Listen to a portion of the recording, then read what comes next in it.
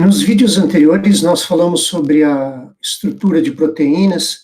Especificamente, nós passamos pela estrutura primária, que basicamente é a ordem, a posição relativa em que os aminoácidos estão unidos na cadeia polipeptídica, começando de N para C terminal, então a sequência de aminoácidos que compõem a cadeia polipeptídica, e também falamos da estrutura secundária, que é uma conformação local que a cadeia, um trecho da cadeia polipeptídica assume. E nós destacamos esses três elementos de estrutura secundária que estão colocados aqui na tela, modelos da sua estrutura atômica, com algum cartoon ajudando na visualização. Então, nós vimos a alfa-hélice, a fita beta e a alça, ou volta. Então, esses foram os três elementos de estrutura secundária que nós vimos, conformações que trechos da cadeia polipeptídica assumem. Então, agora nós vamos passar da estrutura secundária para a estrutura terciária, que poderíamos definir como uma combinação desses elementos de estrutura secundária que ocorrem ao longo da cadeia polipeptídica. Então, uma combinação desses elementos, seu posicionamento relativo no espaço, dando uma forma, uma conformação para a cadeia polipeptídica como um todo. Então, nesse caminho da estrutura secundária para a estrutura terciária, vamos começar aqui definindo alguns símbolos que nós vamos usar, na verdade, cartoons, que servem para simplificar a representação desses elementos de estrutura secundária para facilitar a visualização do seu posicionamento relativo dentro da estrutura terciária da proteína.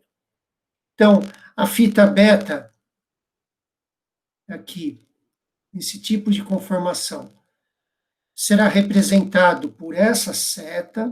Então, essa seta indo de N para C terminal, significa que a cadeia polipeptídica está assumindo uma conformação de fita beta naquele trecho. A alça, ou volta,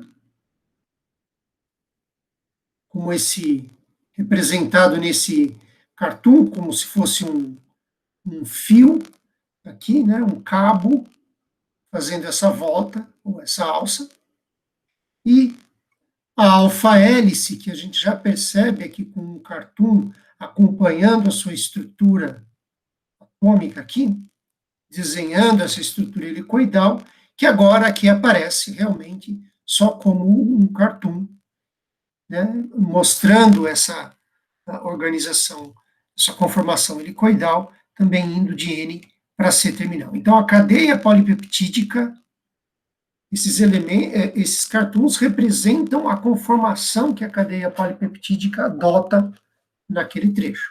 Conformação que foi determinada experimentalmente no nível de estrutura atômica, como colocado aqui.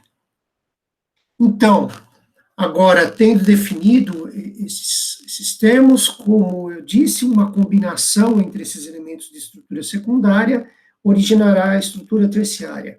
E nesse caminho, nós temos algumas combinações que ocorrem frequentemente dentro da proteína, são comumente observadas, que são denominadas, por conta dessa frequência de serem frequentemente observadas, são denominadas de motivos. Então, nós ainda não estamos propriamente na estrutura terciária, mas nós estamos no caminho entre a secundária e a terciária. Notem que agora aparece mais do que um elemento de estrutura secundária combinado, né, combinados entre si, originando isso que nós chamamos de motivos. Então, três tipos que eu vou utilizar aqui nesse vídeo para nós entendermos a estrutura terciária de proteínas, é o grampo beta, ele é formado por uma fita beta, uma alça e outra fita beta. Portanto, aqui nós temos uma folha beta, antiparalela. Então, grampo beta. Poderíamos aqui o alfa-alfa, ou também poderíamos chamar de grampo alfa, que é uma alfa-hélice seguida de uma alça e uma outra alfa-hélice, indo de N para C terminal na cadeia polipeptídica. Então, um posicionamento relativo entre esses elementos de estrutura secundária.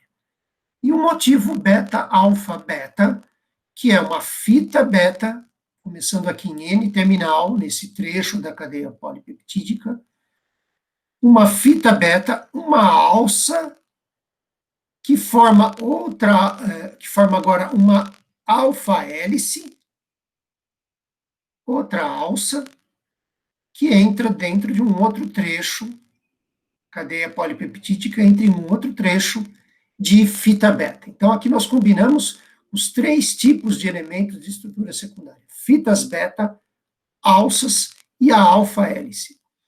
Percebam que nesse elemento aqui, nesse motivo, as 2 fitas beta formam uma folha beta, e essa alfa-hélice está colocada como se fosse num plano diferente dessa folha beta. A folha beta com as 2 fitas seria minha mão aqui, e a alfa-hélice está colocada aqui num plano diferente, como se estivesse, por exemplo, acima dessa folha beta, dentro desse motivo. Certo? Então, motivos, combinação de elementos de estrutura secundária, frequentemente observados, observados dentro da estrutura terciária de proteínas. Então, vamos partir de um desses motivos e entender agora como, a partir disso, dessa combinação, vai se gerar a estrutura terciária. Então, vamos partir aqui do grampo beta. Então, temos o grampo beta. Estou representando aqui ao lado a estrutura, tanto em cartoon como o modelo de estrutura atômica, das 2 cadeias polipeptídicas que estão dentro dessas fitas beta, é o que a gente tem aqui. Esse modelo já apareceu lá na aula, onde a gente falou sobre a estrutura secundária. A cadeia polipeptídica aproximadamente distendida como uma fita, 2 cadeias antiparalelas, uma folha beta. Nós tínhamos comentado sobre o padrão de ligações de hidrogênio entre as carbonilas e os grupamentos amino, das ligações peptídicas das 2 cadeias, em separado, né, as 2 cadeias diferentes, ligações de hidrogênio intercadeia, que estabilizava a folha beta. Uma outra característica que vale a pena observar aqui é que, ao longo da cadeia polipeptídica, a cadeia lateral, que está representada aqui só por essa esfera em roxo aqui, ora está de um lado do plano da folha beta, ora do outro lado. Então, a cadeia lateral alterna quanto à face em que ela se projeta a partir da folha beta. Se projeta, digamos, para a esquerda, se projeta aqui para a minha direita. Esquerda, direita. Então, as cadeias laterais estão projetadas alternadamente nas faces dessa folha beta. Imaginem agora que nós vamos, dentro da estrutura terciária de uma proteína, combinarmos mais do que um desses elementos, desses motivos de grampo beta. Então, nós vamos ter uma folha beta com, por exemplo, 4 fitas, uma folha beta mais ampla, e nós teremos essa alternância das cadeias laterais entre cada uma das faces, que é o que nós temos, então, agora aqui, na estrutura dessa proteína, chamada de concanavalina, é uma parte da estrutura dela, que eu estou representando para vocês entenderem, foi determinado experimentalmente. Então, nós estamos vendo a folha beta pela sua lateral. Então, aqui estão aquelas setas de N para C terminal. Temos várias fitas beta que formam essa folha, e nós estamos olhando ela pela lateral, assim, pelo canto da folha. E aqui as cadeias laterais estão se projetando, então, alternadamente, a partir dessa folha, e elas estão marcadas, as apolares em azul aqui, essa tonalidade de azul claro, e as polares em verde. Então, vejam, de acordo com a sequência de aminoácidos que essa cadeia polipeptídica possui, ao assumir esses elementos de estrutura secundária que se combinam nesses motivos que estão aí conjuntamente, nós temos uma folha beta que possui uma face apolar e uma face polar. Imaginem agora que essa folha beta faz parte de uma proteína, com canavalina, como nós estamos colocando aí, ou outra proteína, como qualquer que a gente possa ter esse tipo de estrutura, que eu vou mostrar adiante. E imaginem agora que nós temos duas dessas folhas beta com faces de apolares e polares, diferente polaridade. Imaginem que essa cadeia polipeptídica que está assumindo essa conformação está em solução aquosa. Conforme nós havíamos visto anteriormente, quando discutimos o efeito hidrofóbico, a face apolar teria uma tendência de organizar as moléculas de água na sua superfície. E, portanto, se essas duas faces apolares se aproximarem, essas moléculas de água vai diminuir a superfície apolar que está em contato com o solvente aquoso. Essas moléculas de água são liberadas para assumirem a sua uma maior dinâmica dentro da solução aquosa. Portanto, aumenta a desorganização, aumenta a entropia do sistema. Essa era a base do efeito hidrofóbico.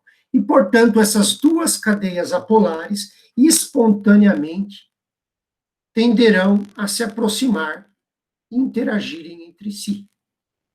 É o que nós vemos, então, agora na estrutura dessa proteína, que é uma proteína ligante de retinol.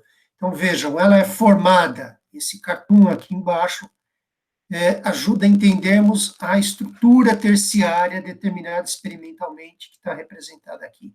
Então, a cadeia polipeptídica assume repetidamente aquele motivo que é o grampo beta. Fita beta, alça, fita beta.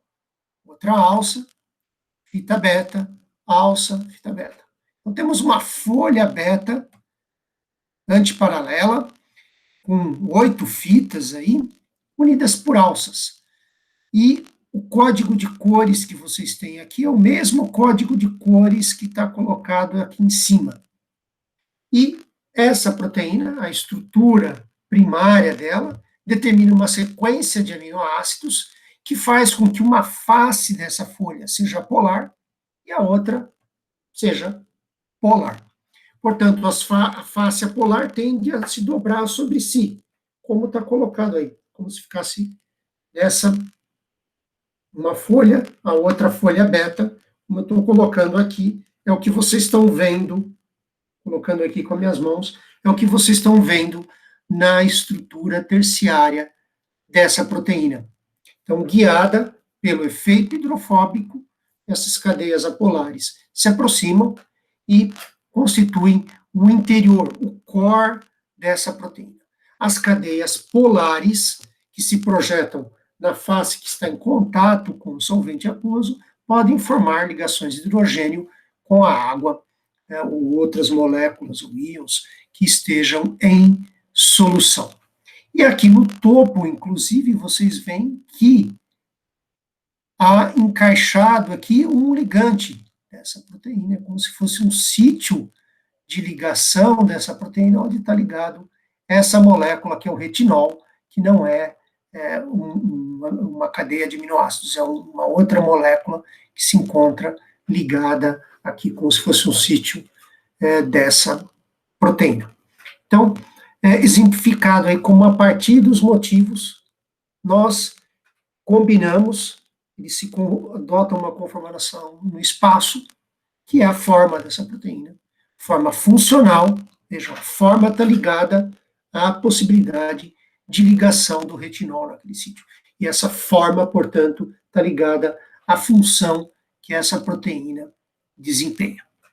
Isso partindo desde lá, esse exemplo bom, desde a estrutura primária dessa proteína, influenciando a conformação terciária e, portanto, a atividade funcional, as propriedades funcionais dessa proteína, propriedade de solubilidade também em soluções aquosas. Então, a estrutura da proteína determinando a sua função, determinando o seu dobramento.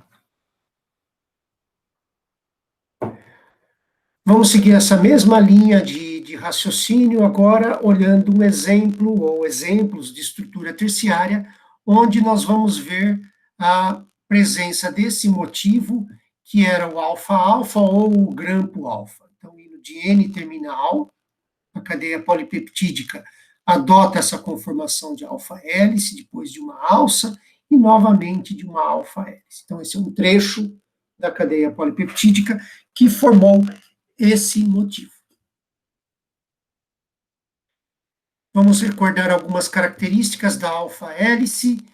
Nós tínhamos visto que 4 aminoácidos eram suficientes para completar uma volta.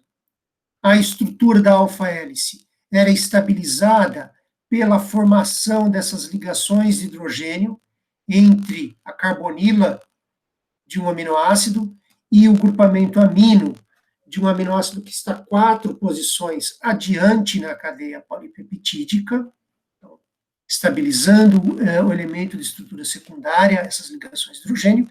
E uma característica que vai ser importante agora aqui é que as cadeias laterais, que são essas esferas, simplificadamente essas esferas roxas, se projetam para fora da hélice. Como a gente tinha visto anteriormente, voltadas em direção do seu N terminal, mas para fora, como se fossem projeções que nós temos como se fosse um cilindro com projeções para o seu exterior. Então, essa característica é importante. Notem, antes de passarmos para o próximo slide, que há uma periodicidade, então, a distribuição dessas cadeias laterais é repetida, uma periodicidade, se projetam para fora, e cada vez que você avança um aminoácido na cadeia polipeptídica, chega num novo carbono alfa, está cobrindo uma mesma ângulo de abertura dentro desse giro de 360 graus que completaria uma volta da hélice. Então, se nós olhamos agora pelo topo, há uma periodicidade que está representada aqui. Então, está marcando um aminoácido como se fosse o carbono alfa, e a partir dele, então, está se projetando para fora aqui a cadeia lateral. Então, como eu estava tentando colocar, há uma periodicidade. Então, se nós olhamos pelo topo da alfa-hélice, pela base da alfa-hélice, nós vamos ver o primeiro aminoácido está por letras A, B, C, D, E, F, G, vai aparecer de novo aqui, depois aqui, etc. É possível construir essa roda helicoidal que será representativa de qualquer alfa-hélice. A distribuição desses aminoácidos e das cadeias laterais vai ser mantida, ou aproximadamente mantida, em qualquer alfa-hélice que você observar. Notem agora se a sequência de aminoácidos ao longo da cadeia polipeptídica mantiver uma sequência em que dita que nós temos aminoácidos polares nessas posições em marrom, apolares, e polares nessas posições em cinza aqui, azulado, ao longo desse cilindro, nós teremos uma lateral do cilindro, uma face do cilindro, onde estão se concentrando, ao longo daquele cilindro, que seria a hélice, as cadeias laterais, que são apolares. Portanto, se isso está em solução, e eu tenho uma outra hélice, num outro trecho da cadeia polipeptídica, que repete esse padrão apolar e polar ao longo da sequência primária da proteína, pelo efeito hidrofóbico, em solução aquosa, essas duas faces da hélice tenderão a se aproximar, excluindo superfície apolar do solvente aquoso, como já comentei anteriormente. Então, elas vão se aproximar, se empacotar espontaneamente dentro da estrutura da proteína.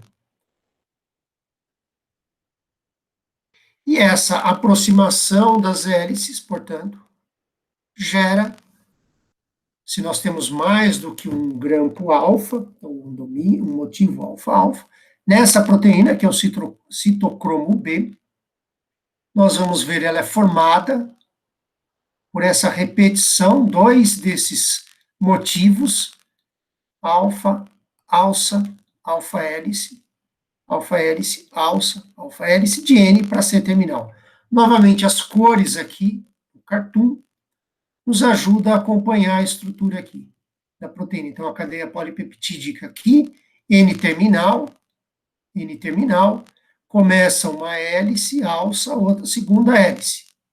Outra alça, hélice, alça lá atrás e hélice.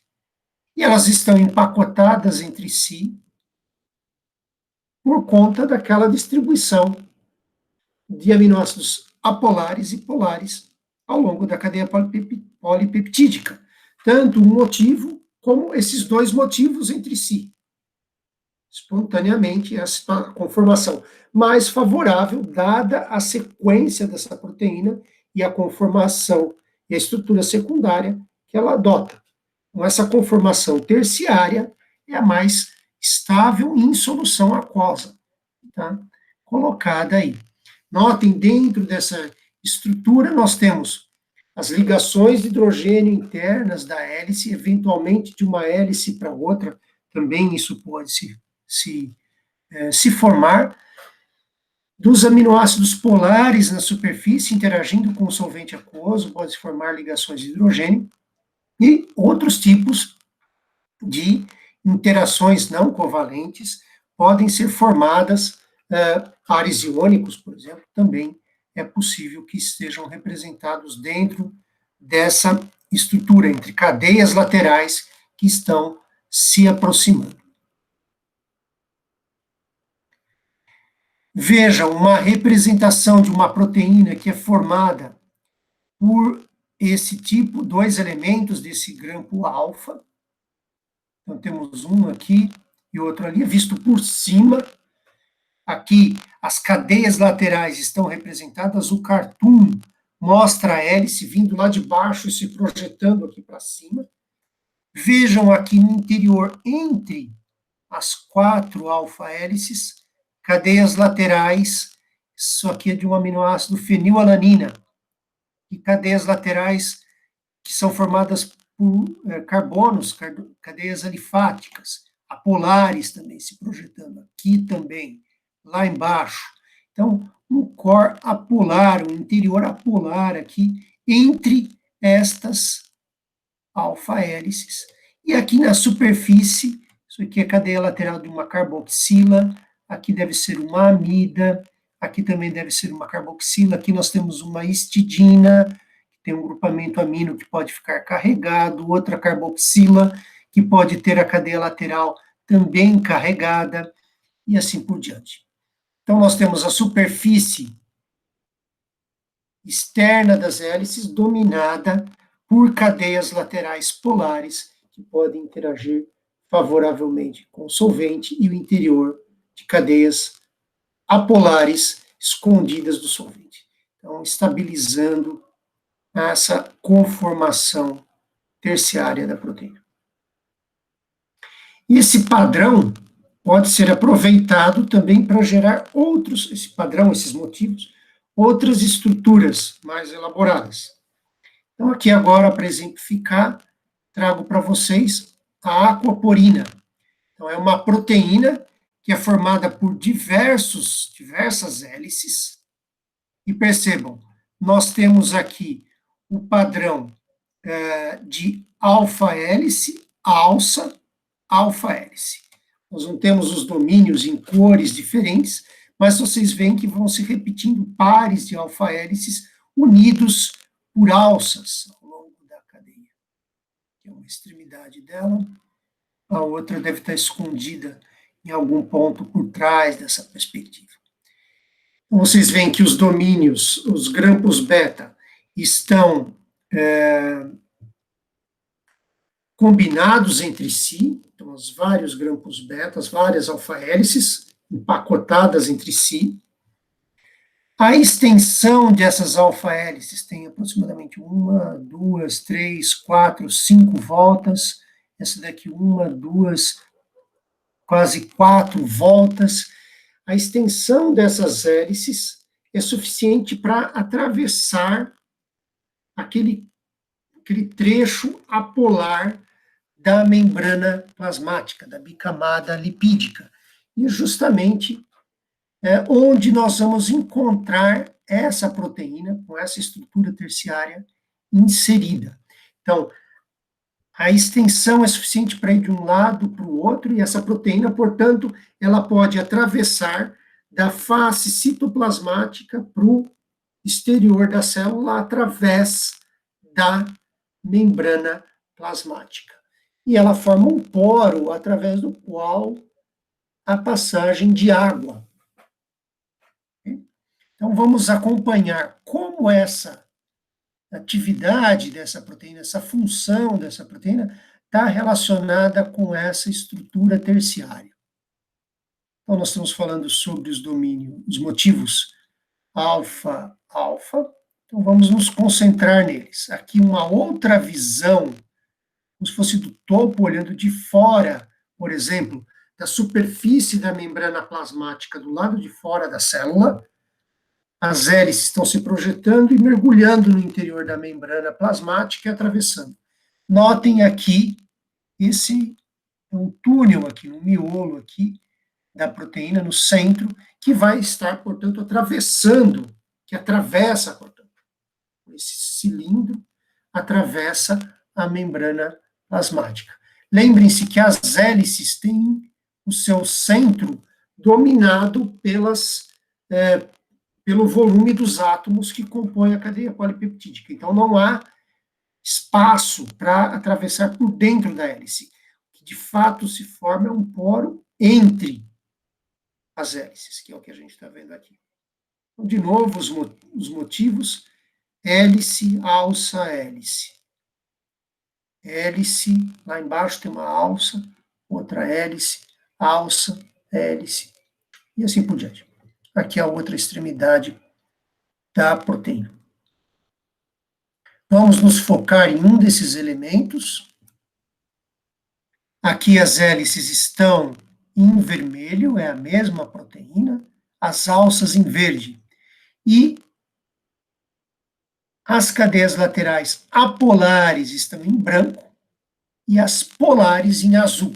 Então, dessa perspectiva, fica claro que na superfície da hélice, se a gente representasse aquela hélice helicoidal, a roda helicoidal que eu havia comentado anteriormente, aquele padrão de repetição das cadeias laterais ao longo da alfa-hélice colocaria nessa proteína, ou coloca nessa proteína, as cadeias laterais apolares todas projetadas para fora, para essa face que está para fora da hélice, que é justamente o que está atravessando o interior apolar da membrana plasmática. Então, aqui no mouse, como se eu colocasse aqui a base da bicamada, temos o interior apolar, as caudas apolares dos ácidos graxos, depois de um folheto, depois do outro folheto, e aqui em cima atravessamos o segundo folheto. Então, como se tivéssemos duas linhas em paralelo aqui que determinam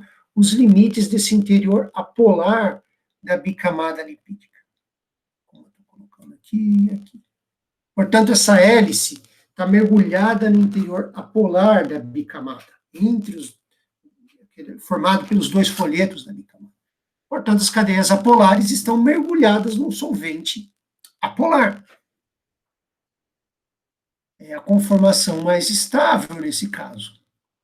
Se a gente gira agora a estrutura da proteína, é a mesma proteína, giramos a sua estrutura terciária para olhar ela por cima, esse aminoácido polar aqui, ó. Olhamos ela por cima, olha, ele está aqui, é o mesmo, está em azul aqui nesse topo, marcado aqui. Nós vemos as cadeias apolares nessa face, e agora aqui no interior, que é aquele poro que há no meio entre as hélices, cadeias laterais polares, exceto essa aqui, está exatamente no topo da hélice, que estaria voltado para fora da célula, ou para o citoplasma, tanto faz nesse caso. Essas cadeias polares, determinando essa superfície polar por onde devem passar as moléculas de água que estão penetrando, por exemplo, dentro da célula, partindo daqui onde eu estou e atravessando o poro, a aquaporina, a função dessa proteína, o transporte de água através da bicamada lipídica. Temos um close, ó, fica bem mais claro, que poro no interior, entre as hélices, a face polar e as faces apolares, voltada para o interior da bicamada lipídica polar, e aqui um poro, um canal polar por onde a água pode atravessar sem entrar em contato com os hidrocarbonetos das caudas dos ácidos graxos. Uma situação desfavorável para a molécula de água, nesse caso, ou para o sistema formado pela bicamada e pela água.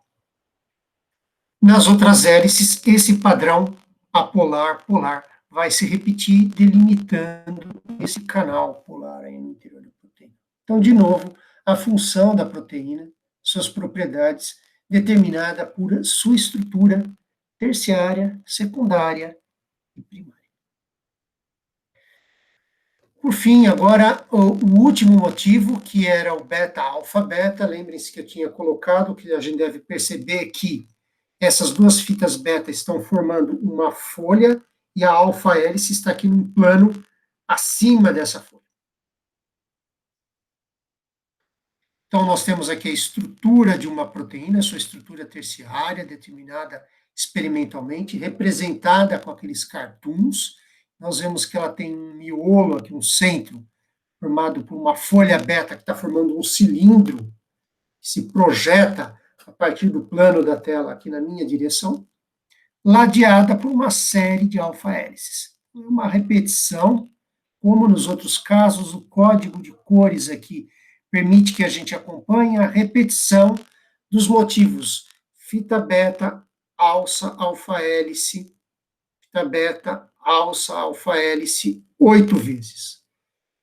A sequência primária dessa proteína, a estrutura primária dessa proteína, determina que uma face dessa folha beta, lembre-se que todas as fitas beta, paralelas agora aqui no caso, estão colocadas no mesmo plano e as alfa-hélices estão separadas,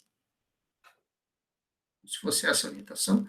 Então, a estrutura primária determina que uma das superfícies dessa folha beta, formada por essas 8 fitas beta, será predominantemente apolar e, portanto, em solução aquosa, vou usar as mãos aqui para representar a folha beta como um todo, ela vai se dobrar sobre si mesma, excluindo esses aminoácidos apolares do contato com o solvente aquoso, formando um interior, se fosse um barril formado por 8 fitas beta, com um interior apolar, ladeado agora por essas 8 alfa-hélices, que devem ter faces, essas hélices, que são polares a ponto de interagirem com o solvente aquoso. Entre as fitas beta e a superfície da folha beta poderão também se formar contatos, interações não covalentes, como ligações de hidrogênio ou contatos apolares, interações de Van der Waals, como no interior do core hidrofóbico. São interações fracas e são entropicamente dirigidas para o interior da proteína, que liberam a água para formar interações e assumir sua dinâmica usual no solvente aquoso. Efeito hidrofóbico, novamente, interações não covalentes, novamente estabilizando a estrutura dessa proteína. Estava me esquecendo, entre as fitas beta, lembrem-se, elas estão numa folha beta, a formação de ligações de hidrogênio entre as fitas beta. Sendo uma folha paralela, são ligações que têm uma boa geometria de orientação entre as carbonilas e os grupamentos amino, que estabilizam também essa estrutura em fita beta, além das ligações de hidrogênio que estabilizam as alfa-hélices. Então, a estrutura terciária sendo sustentada, estabilizada por um grande número dessas interações não covalentes, que individualmente podem ser fracas quando comparadas com uma ligação covalente. Mas quando você combina muitas delas, elas são suficientes para estabilizar essa estrutura terciária. Além, naturalmente, do efeito sobre a entropia do sistema como um todo, no caso, aumentando a entropia quando as moléculas de água são liberadas das superfícies apolares dessa conformação da estrutura terciária da proteína. Nesta conformação da estrutura terciária da proteína. Então, aqui, dados experimentais, a estrutura de uma enzima, que é esse beta-glicosidase, e notem aqui ó, um elemento, fita beta, alça, hélice, fita beta. É o cartoon, são os cartoons, desculpem, que vocês já estão acostumados. Vejam que há outros aqui, ó. Vocês percebem as fitas beta e as hélices do lado de fora. Aqui fica bem claro que a folha beta do interior está se projetando, formando um barril, e as hélices estão num plano à parte, ao lado desse cilindro central, desse barril central. De fato, esse tipo de estrutura terciária é chamada de um beta-alfa-8 barril.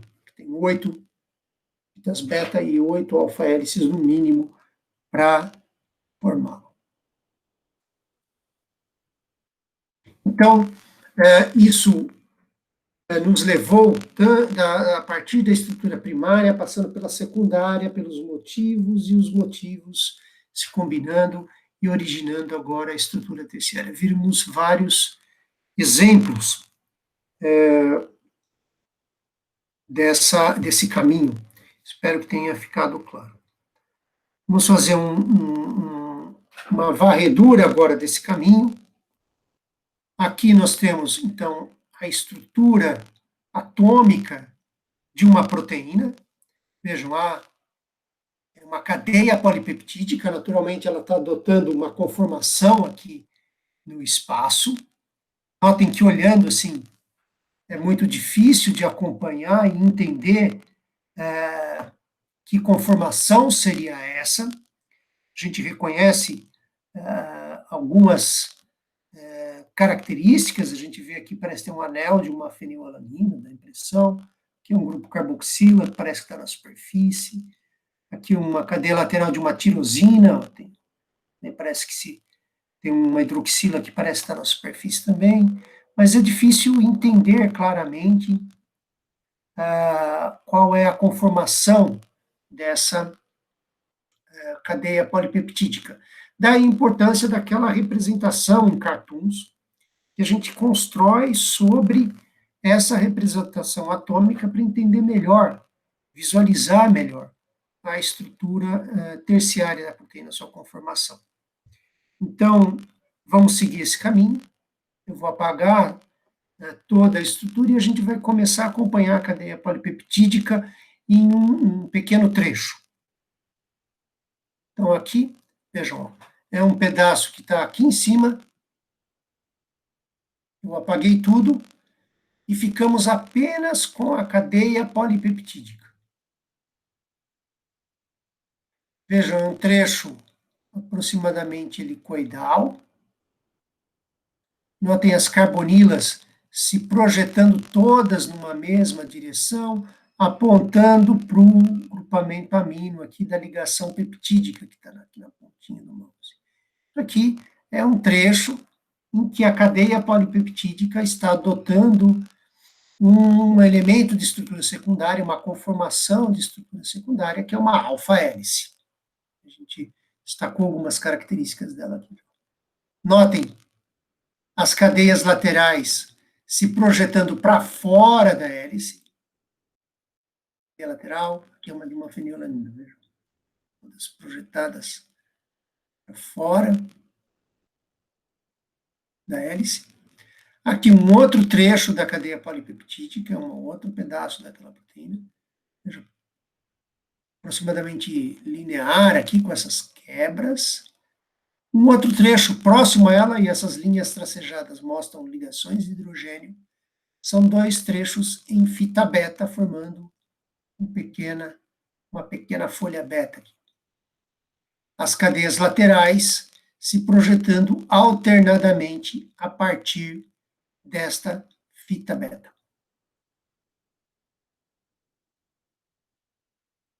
A alfa-hélice, voltamos agora, mostrando aquele trecho em fita beta. Então, nós já, dentro daquela estrutura atômica, nós começamos a fazer sentido de alguns trechos da cadeia polipeptídica. Nós temos uma alfa-hélice, uma fita beta, e aqui nós temos uma alça. Veja, quando apagamos a hélice e a fita, a gente percebe que a cadeia polipeptídica faz essa volta. Voltando. Correto? Então, os três elementos combinados entre si. Para ficar mais fácil a visualização, vamos desenhar os cartoons que nós estamos acostumados. Apagar a cadeia polipeptídica da representação atômica, para ficar mais limpa a visualização, mas por trás desse cartoon, nós sabemos que há uma estrutura atômica determinada experimentalmente. Os cartoons, limpamos. E agora, fazemos a mesma operação em toda a proteína. Então, percebemos agora, antes era difícil de acompanhar, agora nós percebemos que há várias hélices, várias fitas, alças, e se eu giro a estrutura terciária, coloco nessa orientação, nós reconhecemos aquela estrutura terciária daquela enzima beta-glicosidase que nós tínhamos visto anteriormente. O barril beta-alfa-8. Eu virei ele pelo outro lado, para a gente olhar pelo topo do barril. De fato, entre essas hélices aqui no topo do barril, topo das fitas beta, fica o sítio ativo onde se liga o substrato desta enzima. Para ficar claro, notem que se nós representamos agora novamente a estrutura atômica com os raios de Van der Waals, os átomos em esfera, podia dar a impressão que tinha um túnel aqui no interior, mas esse barril, como eu tinha falado, é formado por um core, um centro ocupado aqui, não uma passagem. Como eu disse, o sítio ativo é uma cavidade no topo do barril. Então, essa é a estrutura terciária. Eu acho que ficou clara a mensagem aí do significado do que seria uma estrutura terciária, e que ela vem sendo determinada pela estrutura primária, secundária e estabilizada pelas interações não covalentes que a cadeia polipeptídica adota, assume, forma entre si e com solvente aquoso no seu redor. Há um outro nível de organização na estrutura de proteínas, que é a estrutura quaternária. E a estrutura quaternária é uma conformação adotada no espaço, uma combinação de cadeias polipeptídicas que possuem sua própria estrutura terciária. Então, talvez fique mais claro se nós fizermos o acompanhamento aqui nos próximos slides. Então, nós vamos tentar, nos próximos slides, explicar o que seria essa estrutura quaternária. Então, seguindo o caminho, nós temos a representação da estrutura da proteína em nível atômico, e vejam que nós temos 4 cores aqui predominantes, um rosa, um azul, um verde, um amarelo, porque há 4 cadeias polipeptídicas aqui nessa figura, nessa estrutura. Então, é uma única uma proteína formada por 4 cadeias polipeptídicas independentes, que interagem entre si. Cada uma dessas cadeias polipeptídicas possui uma estrutura terciária. São cadeias polipeptídicas independentes. Elas não estão ligadas covalentemente entre si. Elas interagem entre si, sim, por interações não covalentes.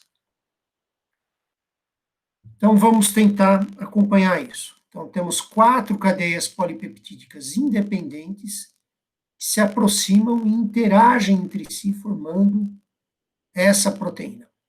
Então, vamos simplificar a representação, representando em cartoon os elementos de estrutura secundária.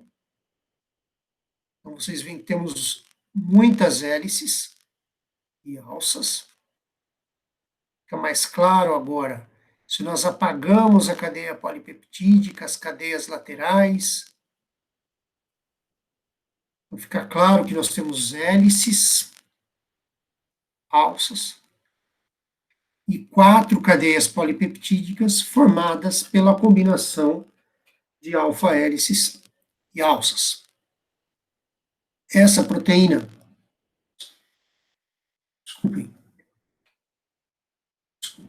essa proteína é a hemoglobina, ela é formada por 4 cadeias polipeptídicas, 2 denominadas alfa, 2 beta, alfa, beta, alfa, beta.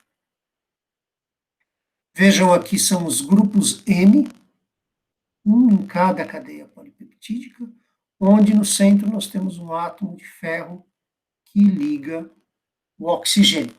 Uma proteína, cada uma tem o seu sítio ativo de ligação do oxigênio, é uma proteína cuja estrutura e cuja forma está relacionada ao transporte de oxigênio. 4 cadeias polipeptídicas que interagem entre si por meio de ligações não covalentes e geram essa estrutura quaternária, essa forma, essa conformação que está ligada à atividade dessa enzima, de ligação do oxigênio nesses sítios ativos. A posição relativa entre essas cadeias polipeptídicas e a sua forma, sua estrutura terciária, determina a afinidade do oxigênio por esses grupos M, como vocês verão adiante em outras disciplinas aqui de bioquímica. Então, as propriedades, além da forma, no caso aqui, a afinidade pelo ligante relacionada à estrutura terciária e estrutura quaternária dessas proteínas. Esse é um banco de dados, o Protein Data Bank, onde temos depositadas a estrutura, as coordenadas x, y, z, da estrutura de milhares de proteínas. E vocês podem visitar esse banco de dados, vocês têm o endereço aqui no topo, além de conter os arquivos com as coordenadas atômicas dessas milhares de proteínas determinadas experimentalmente, ele traz ferramentas que permitem visualizar, como essas figuras que nós colocamos anteriormente ao longo da aula. Também há ferramentas com informações didáticas, de ensino, de aprendizado sobre a estrutura de proteínas, tudo isso disponível publicamente para vocês. Um número, a última vez que eu acompanhei a atualização desse banco de dados, havia cerca de 160 mil estruturas de proteínas depositadas aqui no Protein Data Bank. Vocês veem um crescimento praticamente exponencial de estruturas de proteínas sendo determinadas experimentalmente e depositadas publicamente nesse banco de dados. Então, fiquem à vontade para visitá-lo e isso conclui o nosso caminho aqui através da estrutura, nosso caminho através da estrutura de proteínas.